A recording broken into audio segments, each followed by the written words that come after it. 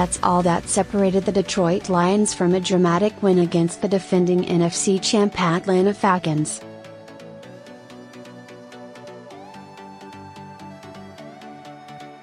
And it looked like they had it when Golden Tate caught a pass as he dove over the goal line with 8 seconds left.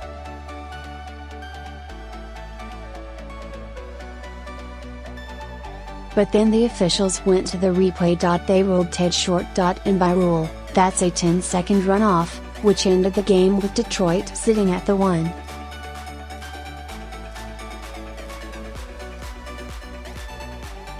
The final score was a 30-26 heartbreaker for the Lions, 2-1, who had grown so accustomed to Matthew Stafford comebacks.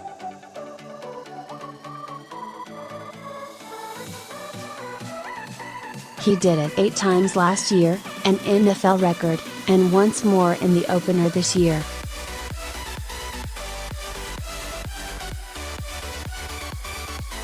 And that's why there was no panic when Detroit took over at its own 11-yard line with 143 seconds remaining.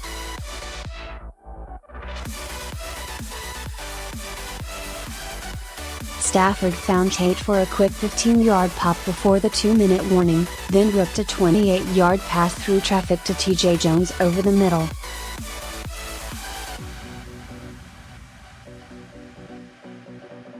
Along with a penalty, the Lions suddenly were across midfield with 1:48 left. They got help with a defensive holding call on 1st and 30, and again when Desmond Trufant was flagged for pass interference in the end zone.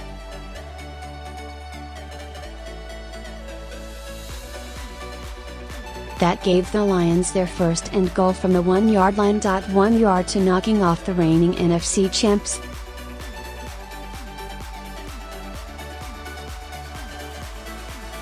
One yard to proving their own place among the league's contenders. It looked as though they were going to get it, too, and then it was taken from them, along with their 4th down attempt with 8 seconds left.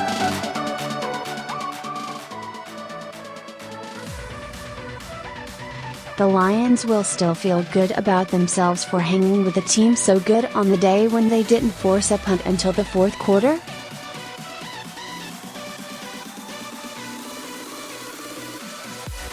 Their defense came up with 3 interceptions of reigning league MVP Matt Ryan, helping them hang around.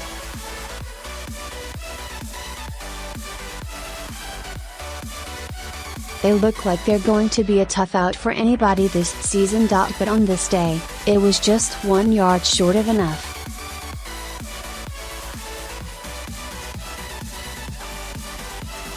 Detroit falls to 2-1, but still commands the lead in the NFC North heading into next week's division opener against the Minnesota Vikings.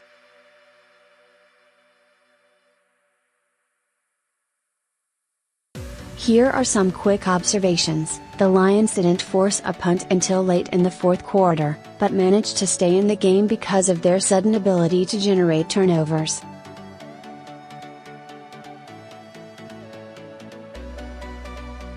They entered the day 2nd in takeaways, and 2nd in interceptions, then picked off 3 more despite facing Ryan.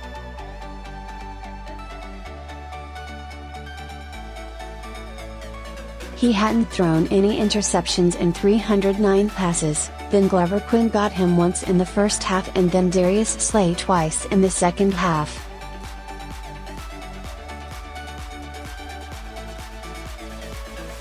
There's no way the Lions should have been in this game, given their inability to force punts or maintain possession offensively.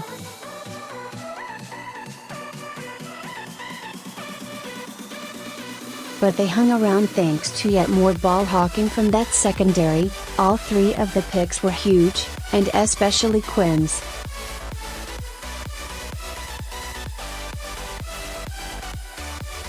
With the Lions floundering late in the first half, getting lapped in total yardage and failing to force a single punt, Quin stepped in front of a Ryan pass and took it to the house.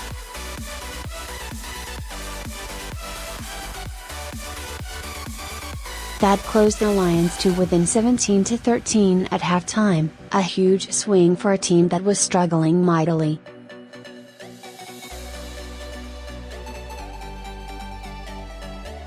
That was Quin's 15th pick since 2014, second in the league. Then Slay joined him with 2 in the second half, the first multi-pick game of his career.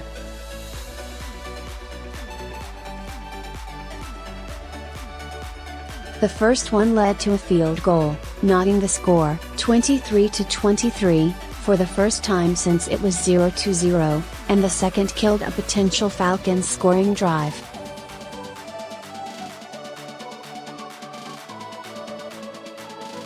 The Lions didn't find the end zone until the third quarter, when Matthew Stafford took over.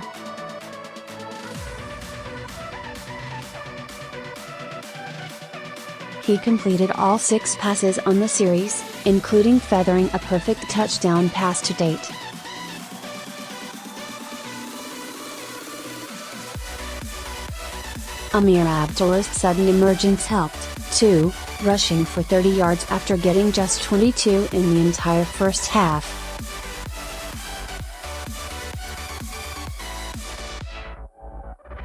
Stafford's touchdown pass to Tate was his 7th of the year, the third most by a Lions quarterback through 3 games.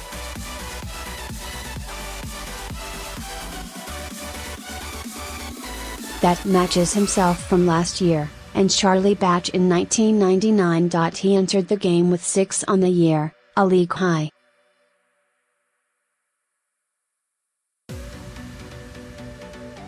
They might as well name the NFC Special Teams Player of the Week award after Matt Prater.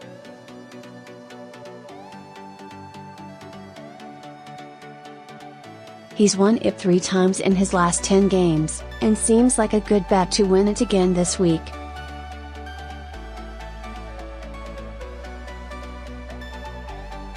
On a day when Detroit struggled to find the end zone, Prater made all 4 field goal attempts, including 2 from beyond 55 yards.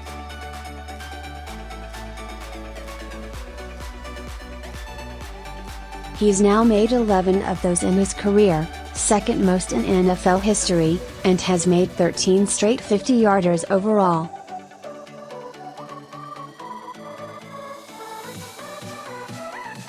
And this time, he didn't even have to call bank. The Lions really missed Jarrad Davis, that much was clear.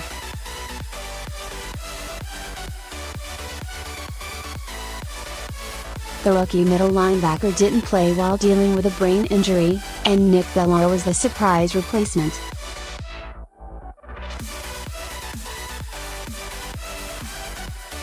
Tahir Whitehead had been expected to handle the assignment, but he remained stationed on the weak side.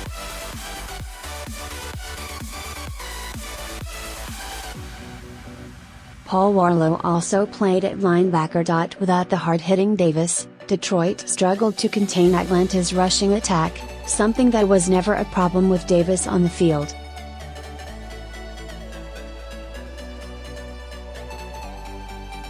Devontae Freeman and Tevin Coleman racked up a combined 152 yards rushing, plus 75 more through the air.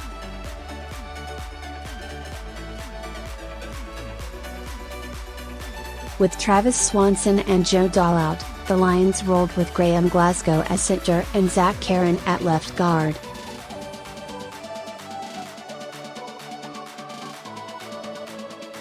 If you haven't heard of Karen, don't feel bad. He just signed with the team a couple weeks ago and hadn't played a snap until Sunday, when he was in the starting lineup against one of the league's fastest defenses.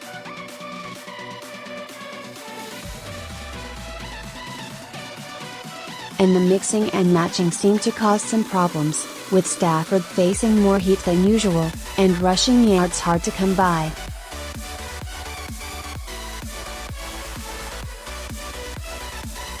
There's no question Detroit felt its injury losses on both sides of the ball. Slay and defensive end Anthony Zittle both left the game in the third quarter, but both were able to return.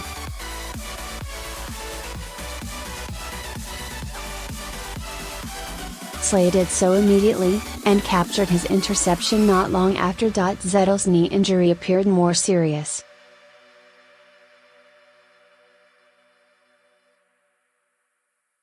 It took him a long time to get off the field, then had to hop on an exercise bike to get loose.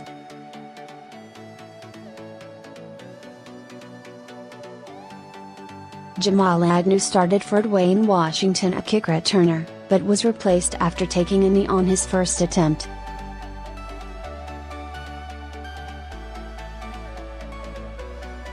T.J. Jones was the guy the rest of the way. When the Lions finally forced their first punt late in the fourth quarter, it was Tate they sent back there to field it.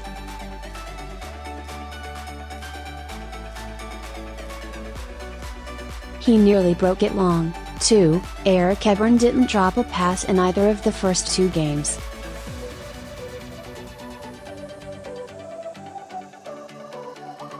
But he dropped two in this one, including one when Detroit was trying to mount one of its patented fourth quarter comebacks.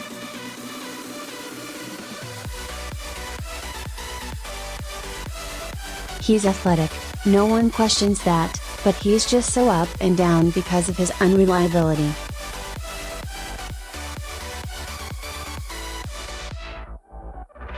The Lions showed up to play against the conference's best today, but Ebron, who finished with 2 catches, on 7 targets, for 9 yards, did not.